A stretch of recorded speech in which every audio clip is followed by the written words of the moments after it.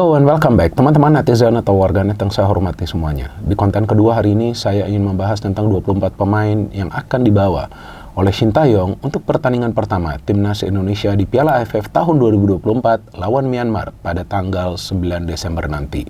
Seperti yang sama-sama kita ketahui teman-teman, bahwa di Piala AFF kali ini Timnas Indonesia akan menurunkan skuad yang muda.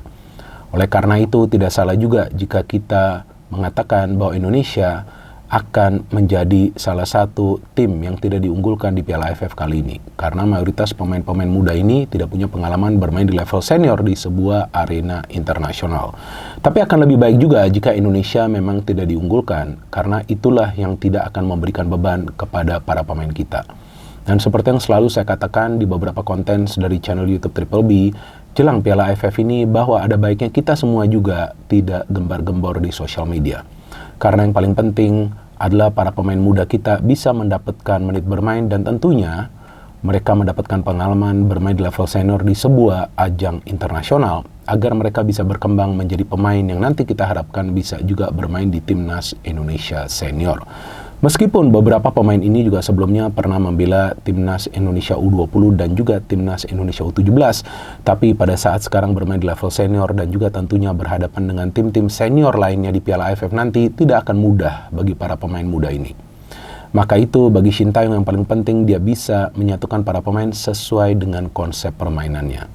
Ya, kalau yang namanya nanti para pemain kesulitan di atas lapangan, harus juga ada yang namanya plan B agar paling tidak Indonesia bisa lolos dari fase grup ini.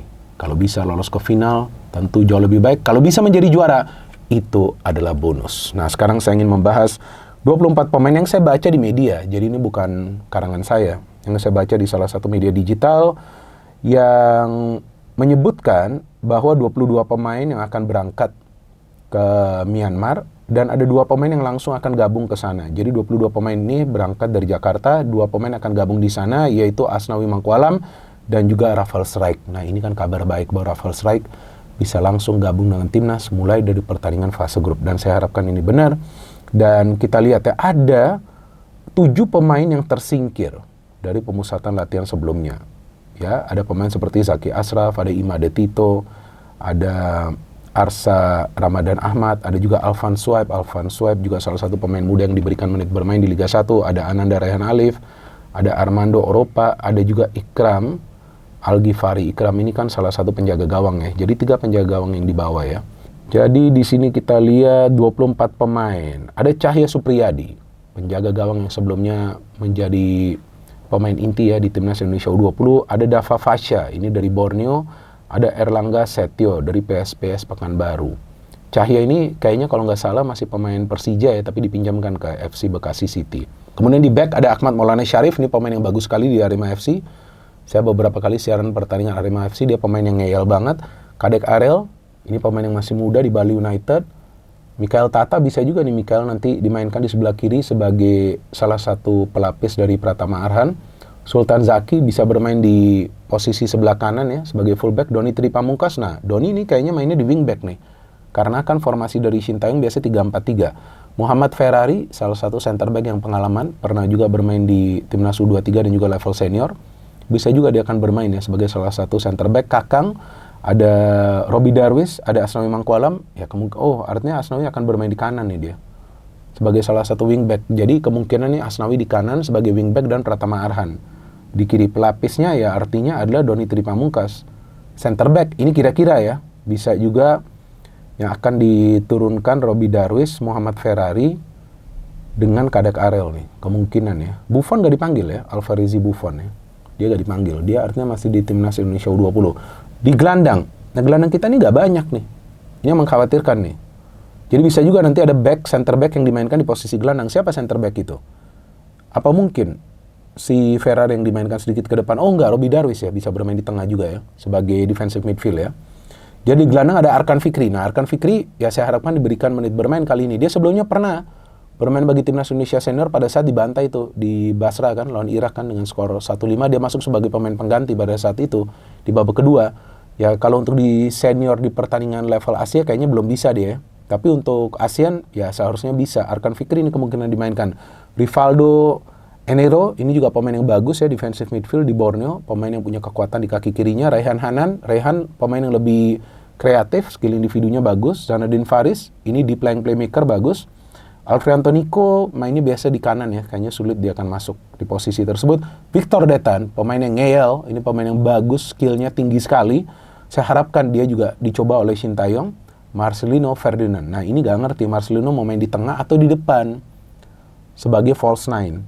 Ya bisa juga dia bermain di depan, tapi stock striker cukup banyak juga nih teman-teman. Jadi, nah gak ngerti nih apakah memang Shin Tae-yong masih mau memakai skema yang sama seperti di pertandingan-pertandingan babak kualifikasi Piala Dunia tahun 2026, yaitu pemain seperti Marcelino dimainkan sebagai striker palsu, kemudian Arhan bahkan pernah juga dimainkan di sebelah kanan sebagai penyerang sayap atau sebagai wingback.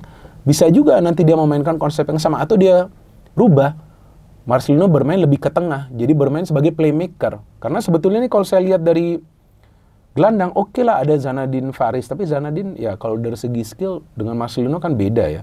Jadi jika Marcelino bermain di tengah sebagai playmaker, kasihlah dia kebebasan untuk mengeksploitasi pertahanan dari Myanmar, karena visi dia ya tidak perlu diragukan lagi, tinggal bagaimana decision making dia atau pengambilan keputusan dia ya.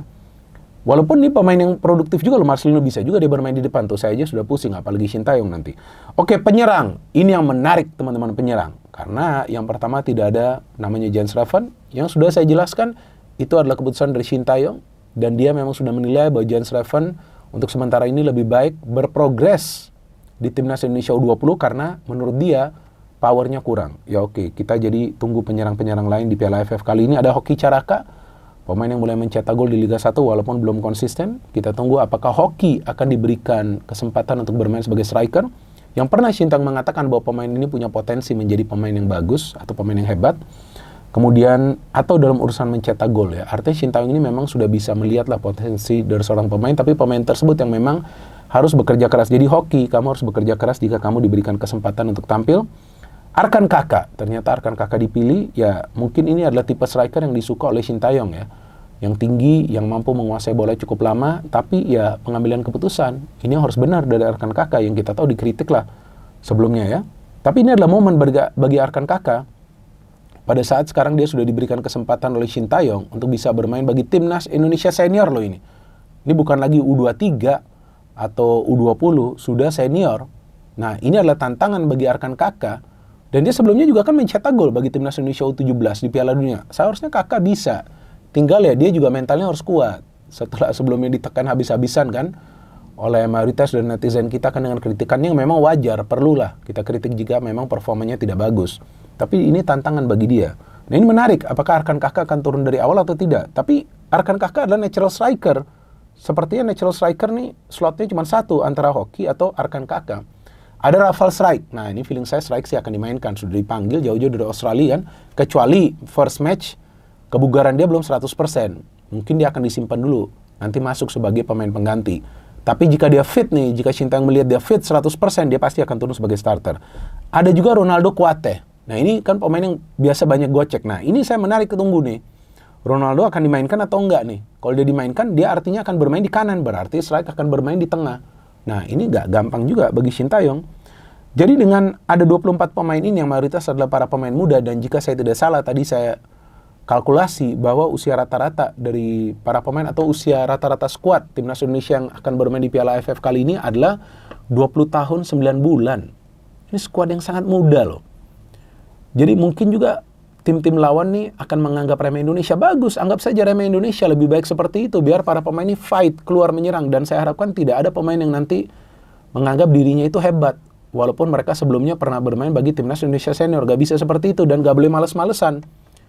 Jangan langsung menganggap, udahlah, yang penting gak perlu juara Piala AFF. Gak boleh dong, kan membawa nama negara. Jadi ini adalah tugas dari pelatih, dari Shin Tae-yong. Ya, meminta para pemain harus fokus 110% di atas lapangan. Mengurangi jumlah kesalahan.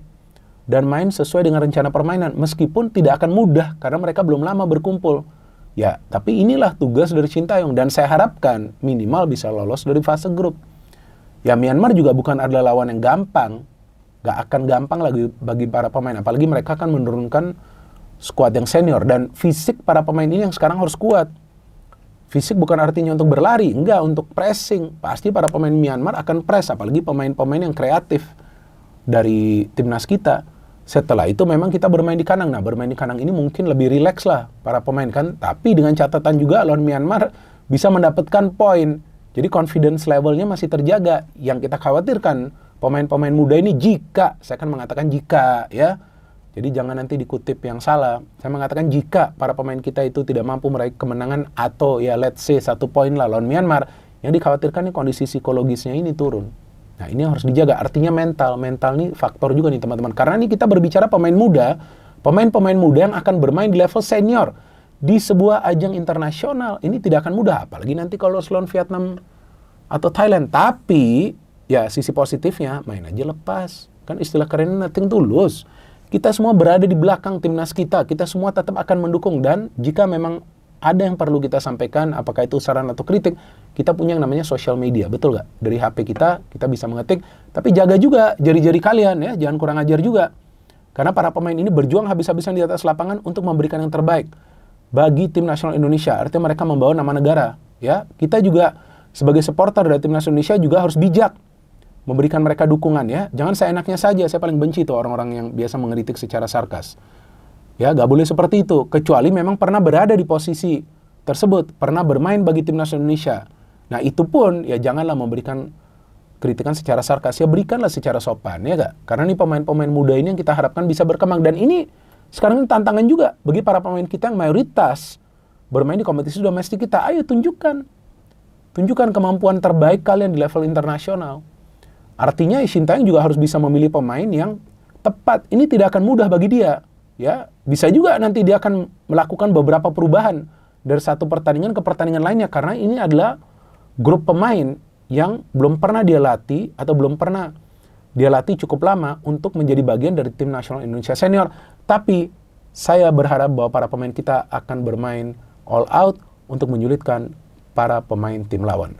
Nanti H-1 saya akan memberikan preview dari pertandingan pertama timnas Indonesia lawan Myanmar. No hit, no politics, only football. Salam sepak bola.